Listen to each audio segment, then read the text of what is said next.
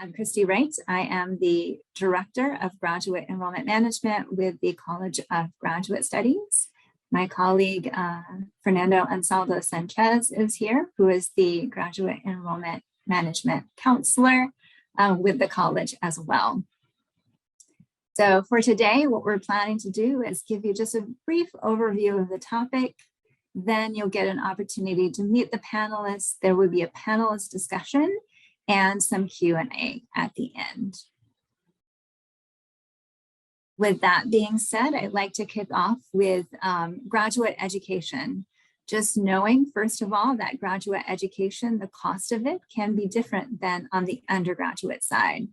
So if you're looking at a particular university, you want to make sure that you're understanding the breakdown of the cost of what it takes to attend a graduate program at that institution. For instance, at San Jose State, you can see the differences here, which are broken down by our master's program and then by our teaching credential and our doctoral programs. And this particular chart is available through the Bursar's office. But again, just a guide to gauge for you what the difference would be for an undergrad versus a graduate program. And then when you're thinking about that cost, how do you then fund your education and what options are available to you? You may be thinking, how does that look different than what it looks like at my undergraduate level, whether or not it's financial aid and scholarships or different type of assistantships that you may have heard of, research, teaching, and graduate assistantships. What are those opportunities? And then how do you qualify for those opportunities? And then once you know that information, what other funding resources are available to you? So with that brief introduction, I'd like to turn it over to meet the panelists. And panelists, first of all, welcome. Thank you all for being here today. You all bring a host of really good information for our students. So for the introductions, please introduce your name, what function you play within the university, like what particular role you play. And then you can give us a little bit about your background, maybe where you went to get your graduate degree, and then a very brief discussion of the experience you have with funding. So I'm going to start turning it over to our dean, Dr. Marc Delarco. Thank you, Christy. I'm Marc Delarco. I'm the Dean of the College of Graduate Studies. I've been at San Jose State for just about 14 years, and I did my undergraduate degree at Bridgewater State College, it was called then. Now it's called Bridgewater State University, which is a college in the Massachusetts State College system. And so it's actually very similar to San Jose State in structure. In that it is that there's a University of California system here and a CSU system here, and in Massachusetts there's a University of Massachusetts system and a Massachusetts State College system. I then went on to do my graduate work at the University of Illinois, which is a very large public university, and I majored in chemistry, so I'm a scientist by training, and so I know most about funding graduate experiences in the sciences, but certainly can talk about all the areas.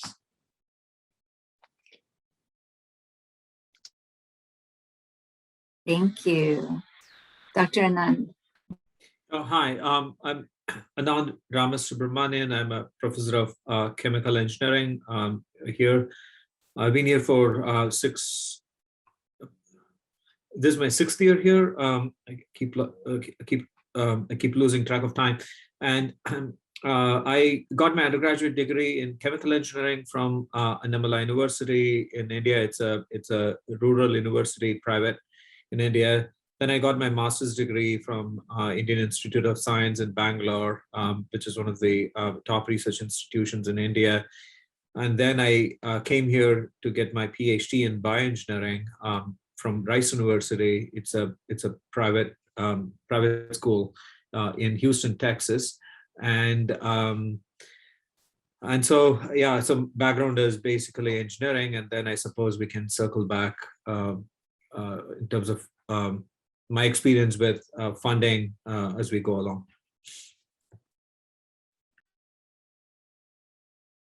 Thank you so much. And then Carolyn. Hello, everyone. My name is Carolyn Gool. I'm one of the associate directors from the Financial Aid and Scholarship Office.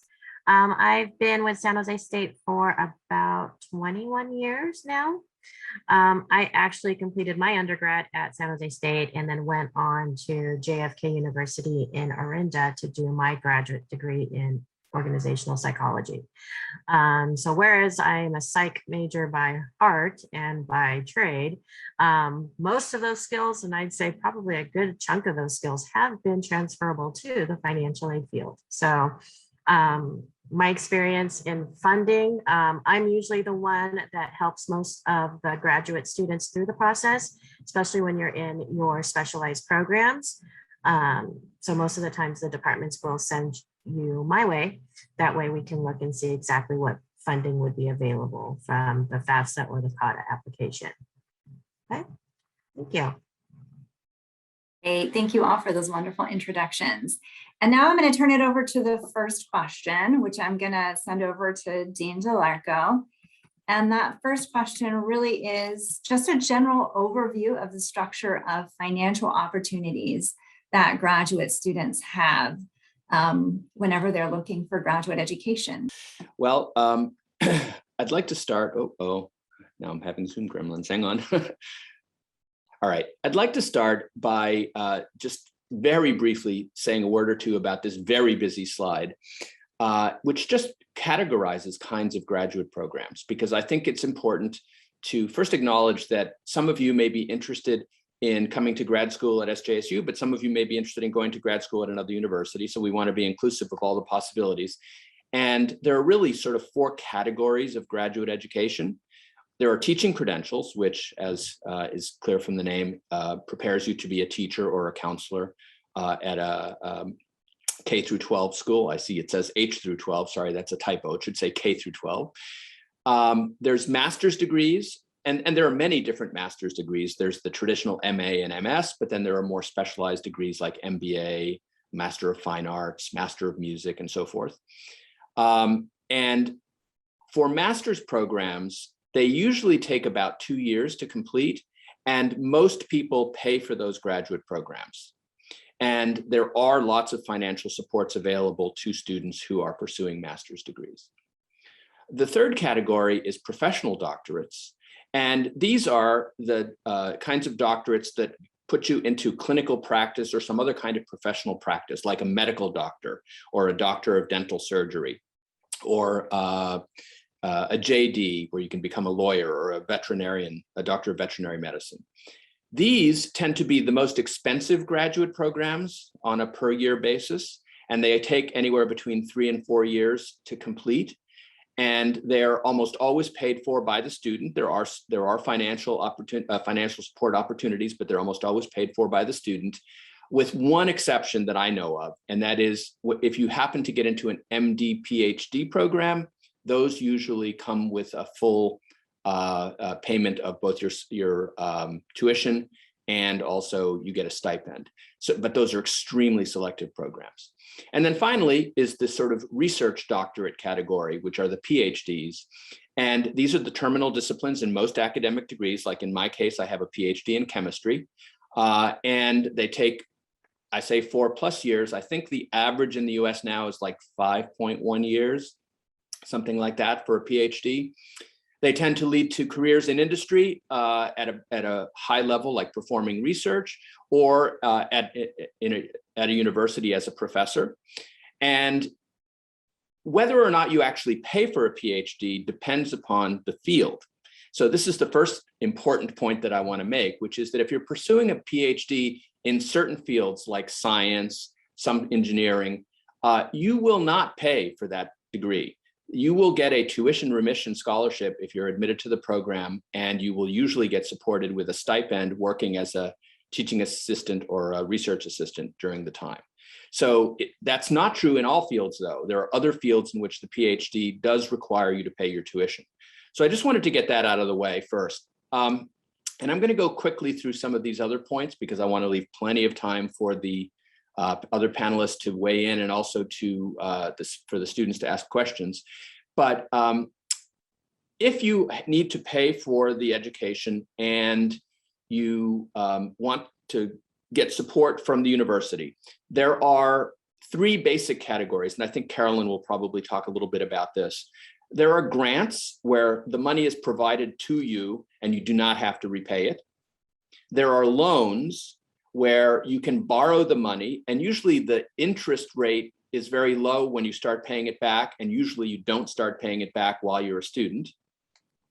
And there are scholarships where you can be funded either based on need or in some cases based on merit to pursue your graduate education. And what I've shown here on this slide, and I think we're going to make these slides available to everyone after the fact. There are links here to some of the offices at San Jose State that deal with these particular mechanisms of financial aid. But if you're going to another university, then you should pursue parallel things at those universities. I want to focus, though, on one further point, which is that scholarships are often locally administered, so that there are specific scholarships maybe for chemists or for people who are going into teaching or for people who are in music. And so it's important to be aware that there are lots of scholarships that have been supported by donations to the university, often by alumni, to support graduate students, and you should really look into those in your field. Beyond scholarships, loans, and grants, you can also work to support your graduate education. And of course, you can go work off campus, and many of our graduate students do that. But there are a number of on-campus working opportunities which have a number of virtues. One of the virtues is that they're physically here. So if you're physically here, you don't have to worry about going back and forth to work, which I know can be a real headache, especially if you happen to be working at a time that's a heavy commute time. The most common forms of university employment available to graduate students are listed here. And they are being a teaching associate, where you literally will be teaching typically undergraduate students. In some cases, you would be the instructor of record. At SJSU, this particular form of employment pays you a wage for doing that work, but in addition, you get the benefit of being eligible for a tuition remission scholarship. So that's a really big plus for students at SJSU. You can also be an instructional student assistant, where you also do instructionally related work, like maybe set up a laboratory course or maybe grade papers or something like that. And that also pays a wage.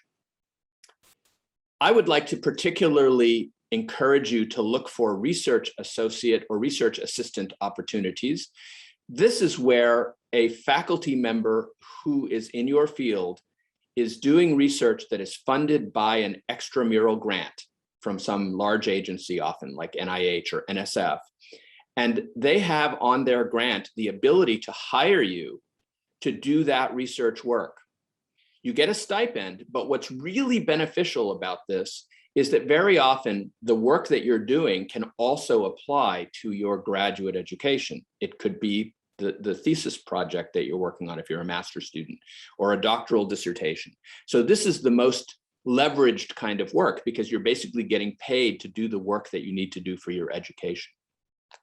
And then in addition to that, there are work study opportunities with certain limitations. There are other kinds of jobs on our campus. A writing tutor is another kind of a job that graduate students often do, which can help support their way through grad school. So I have just two more slides. And as I said, you're going to have a link to this PowerPoint presentation. These are active links. There are some really good data sites for external fellowships. So these are fellowships that are funded by, for example, a foundation somewhere, or a government agency that can pay you to support your graduate studies.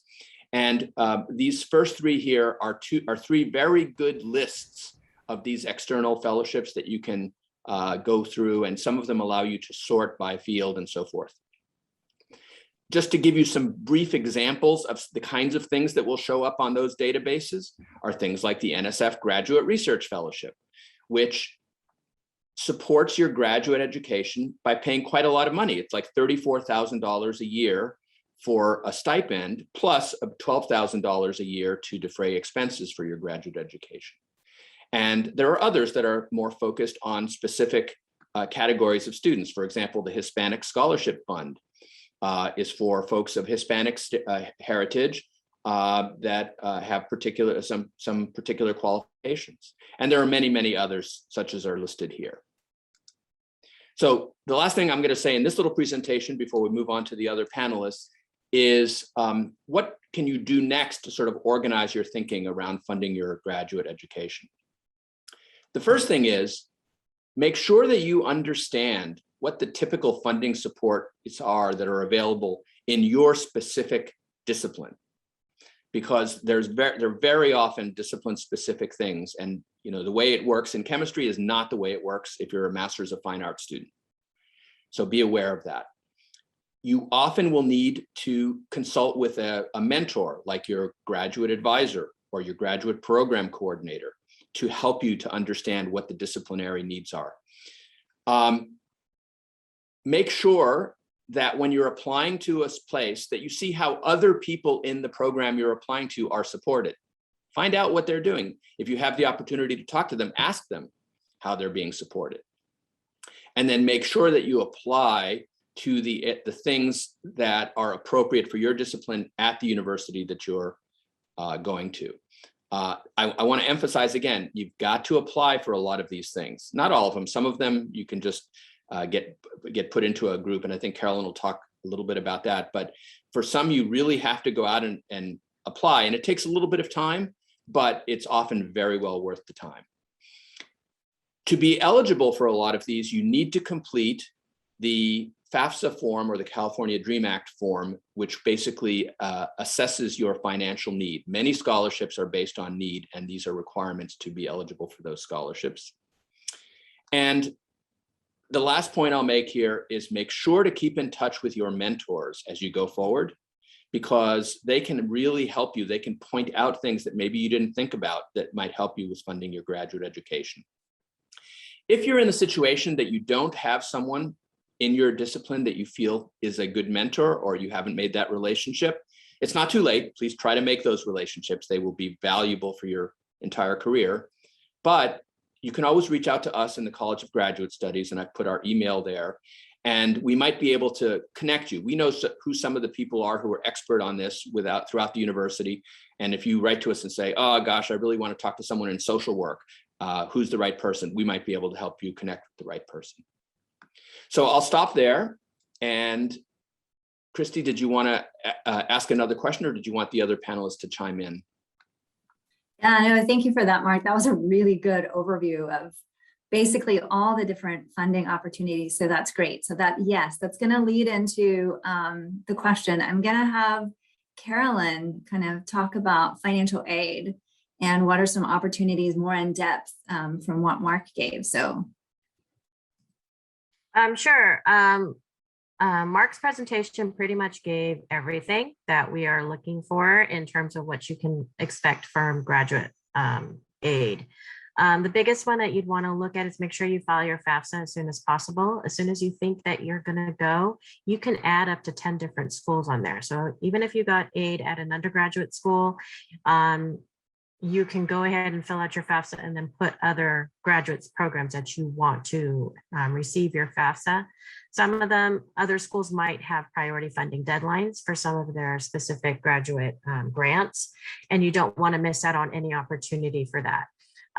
So San Jose State's, we have a March 2nd priority filing deadline for our undergraduates, but our graduate students, we tend to give a little bit more leeway on the priority filing deadline because many times you may not be admitted into the program until later, whereas our undergraduate students are admitted usually by like that March, April deadline. So definitely you want to apply as soon as possible. The other consideration on your graduate work is San Jose State runs two different types of graduate programs where it's either stateside or special session. So that can determine the type of state aid that you could qualify for. If your program is considered a special session program, then you would not qualify for any of the state university grant that Marc put on his presentation. So you just want to make sure of that. In terms of the loans, I know everybody's very cautious about borrowing the loans, but you do want to look at it as an investment in yourself. You are furthering on your education to be able to have a higher income bracket, put yourself in a higher income bracket, so you're able to pay off those loans. The interest rate currently for the 21-22 school year is about 5.8%. Oh, excuse me, 5.28%. So that is better than a credit card if you were to look at it that way. And you can also make payments on those loans while you are in school, but repayment does not begin until 6 months after graduation. So it is an alternative out there to help fund your graduate school, is to borrow the loans and not completely shun them, is what I'm trying to say. Because at least getting yourself into that higher income bracket with a graduate degree will help you in the long run in being able to pay off those loans. We do have at San Jose State some other grant opportunities in terms of your program of study. So like the doctorate programs do have their own specialized grants, but you do need to apply for a FAFSA for that. Whereas it doesn't pay all of the costs of the program, it can pay roughly about a third of it to help with your tuition costs. But you do need to apply with the FAFSA or the California DREAM application to qualify. Same thing for the MBA graduate professional fee. There is that additional fee on the graduate programs for business, but there is a grant program that can help offset some of those costs as well. I think there was a question on the chat about FAFSA for private schools. Yes, you can use your FAFSA for any type of school across the country. So what you want to do is check with the program that you're interested in and their school and their Office of Financial Aid, and make sure you look at their deadlines, because each school will run their own different deadline program. So you just want to be cautious of that. Okay. And I think that's all that I had. Great, thank you for that. I do have one follow-up question, and that is, are the funding opportunities, financial aid, scholarship-wise, are they different for domestic, international, undocumented? What does that look like for if you're international? You're not allowed to apply for financial aid, correct? Yes. So unfortunately for international students, the FAFSA application and the California DREAM application, you would not qualify for any type of aid. So you would be funding for that mostly on your own, or looking at some scholarship opportunities to see if that can help with those costs. As for the undocumented students, you would be filing the California DREAM application to see if there's any funding from that could be used. That is mostly state aid money that is being awarded. So if your program is considered special session, you would not qualify for any of the California DREAM application funding, since you're not paying state fees. Okay. Right, thank you. And if you're international, there's also a Global Spartan Scholarship that's offered, at least at San Jose State University, and other universities may also offer their own international scholarships to support incoming international students. With that, thank you for that really good overview and the timeline of when students should complete the FAFSA, Carolyn. I'd love to hear how you all funded your own graduate education. I know it was not one of the pre-questions, but Dr. Ramas, I'm going to say it wrong. I'm so terribly sorry. Ramasubramanian, could you please? Yeah, so I would say I was, extremely fortunate. So for master's program, I did my master's program in India. It was a Government of India scholarship, so they were paying me to the tune of, at the time it was $60 a month, but that would pay my the dormitory, and then the lodging and boarding and lodging. I did not have to pay any tuition because it was taken care of by the government. And then when I came here to Rice University, since I was in a PhD program, I had a tuition waiver and I had a financial support. As Marc mentioned, it essentially came from my PhD advisors NIH funding for the most part. So that's how it was. So oftentimes, I mean, when I was a student, I thought less about money than I think about now. So. Thank you for sharing that. Marc, could you share your experience with funding? Sure. So as I mentioned, I went to the University of Illinois for graduate school. I was in a PhD program in chemistry. And as I said earlier, in a PhD program in the sciences or in some engineering, you typically will get a full tuition remission scholarship and a stipend. In my case, I served as a TA for, I believe, 1 year. And then I served as an RA in the research lab of the person who was my PhD mentor for the remainder of my graduate career. So I was fully supported the entire time I was there. However, even though I was living in Champaign-Urbana, Illinois, which is a relatively inexpensive place compared with San Jose, the TA stipend was very modest. Now, it was a long time ago, but it was very modest. And I could live, but I had to share a place with a bunch of other people.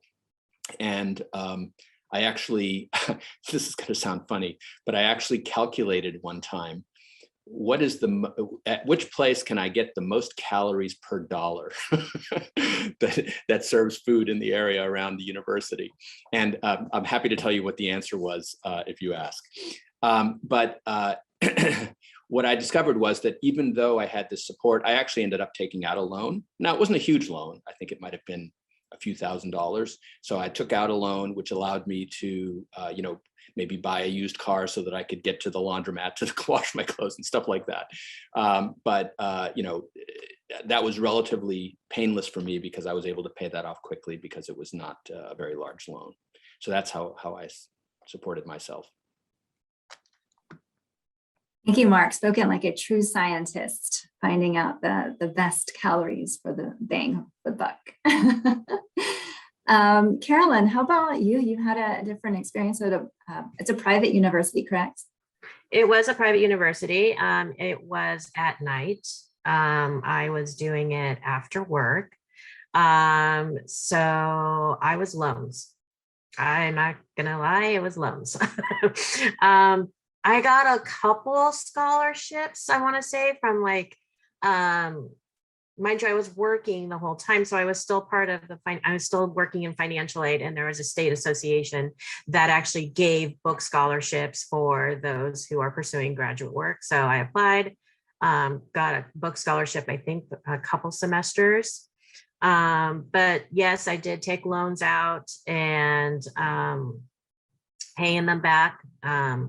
Another thing you can look at if you're going to be borrowing loans is there is programs called like loan forgiveness for like the teachers. There's public service loan forgiveness. You guys will probably hear lots about it in the coming months, if not already, for students who invest in so many years in public service. A portion of your loans can be forgiven. So that has been at the top of Biden's administration. There's also all that talk about just forgiving loans completely. That has been, I think, tabled at the moment, but the loan program was there. And as I was doing it after work, I was got pregnant with my second child at the time. So I was doing this all, finishing up my degrees all as a working parent. So the loan program was there to help, as well as just paying as much as I can from personal funds to try and offset that tuition. So yes. Christy, can I just jump in? Carolyn said something that triggered something I should have mentioned earlier. She was talking about loan forgiveness. And this reminded me that there is a program in the CSU system called the Chancellors Doctoral Incentive Program. So I'm actually going to put a link in the chat to our webpage where this is discussed. Well, let's see. It's got a March 1st deadline. And we're going to have a January 31st campus deadline. But the idea of this program is that if you want to pursue a PhD at any university, it doesn't have to be in the CSU. If you want to pursue a PhD anywhere in the US, then you can get loans from this program. And then if you come back and actually take a faculty position at a CSU campus, then those loans will be forgiven over time.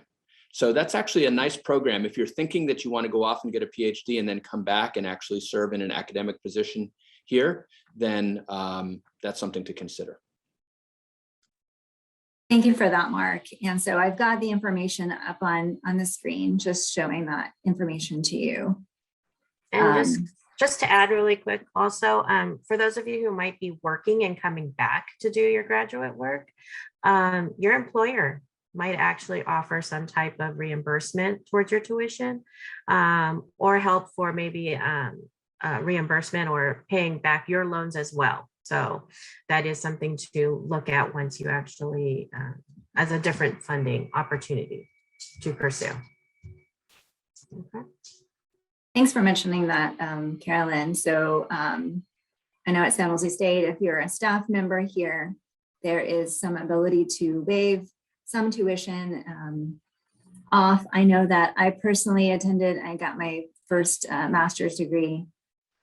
I was actually working at that university and was able to waive that tuition. So definitely check that out. Sometimes if you're in engineering or business, or even just different fields, they may be willing to pay for that.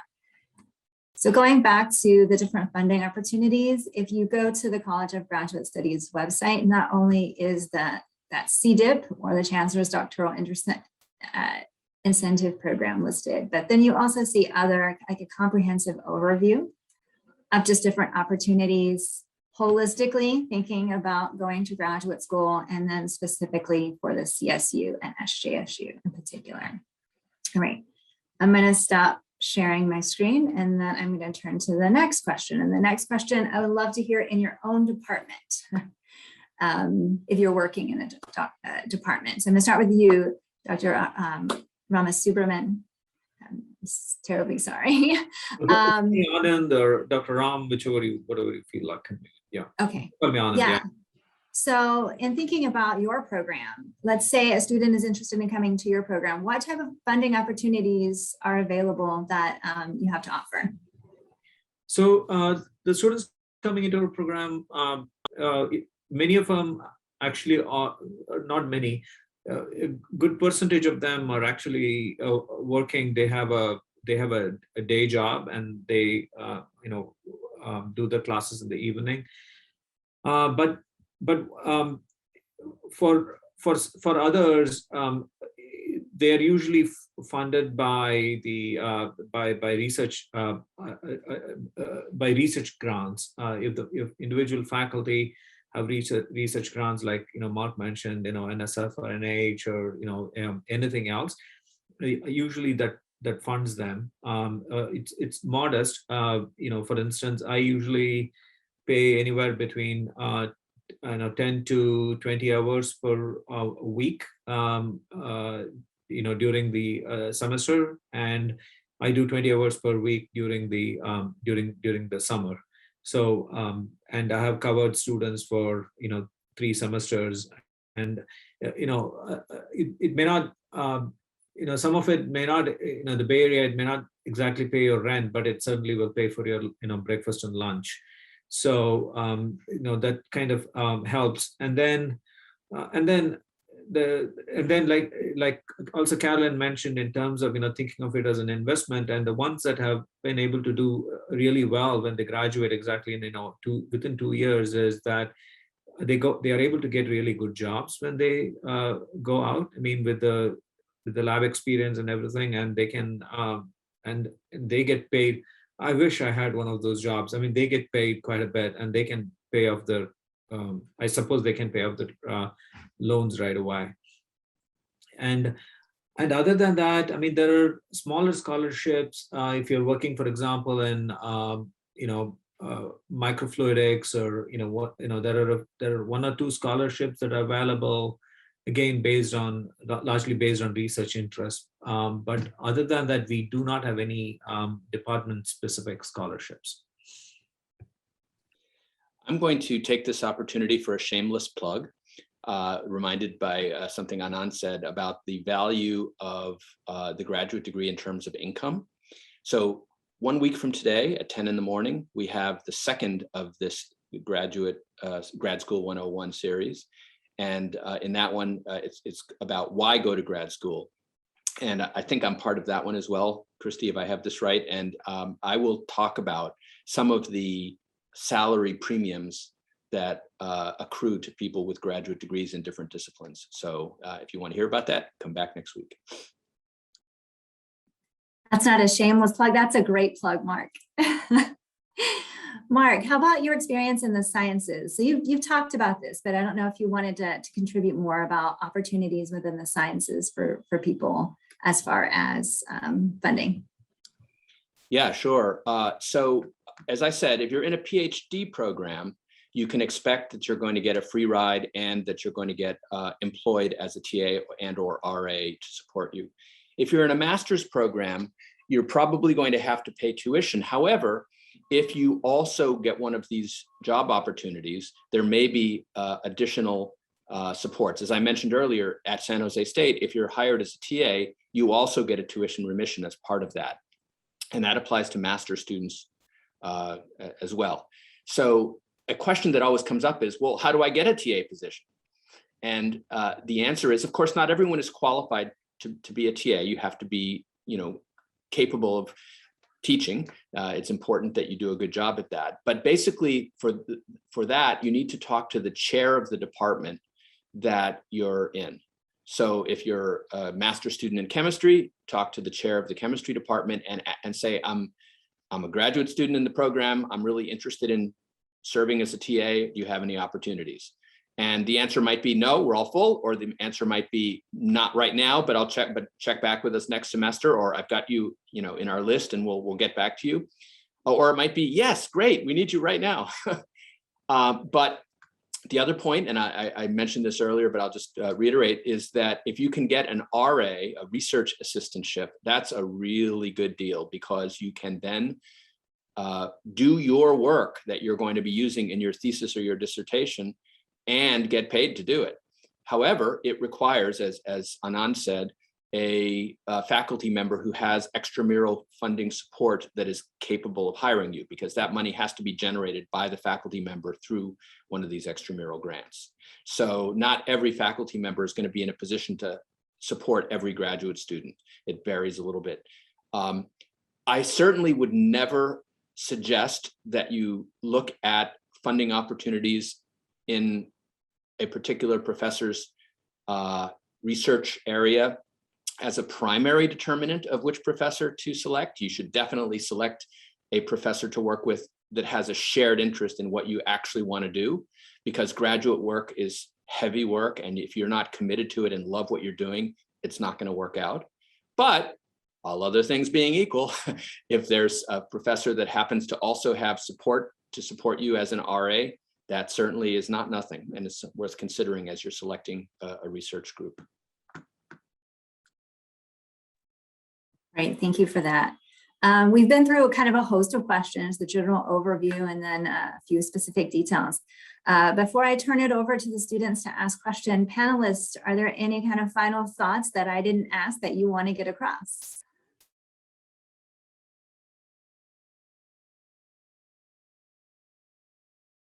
I'm going to say something I said before again. Apply for stuff.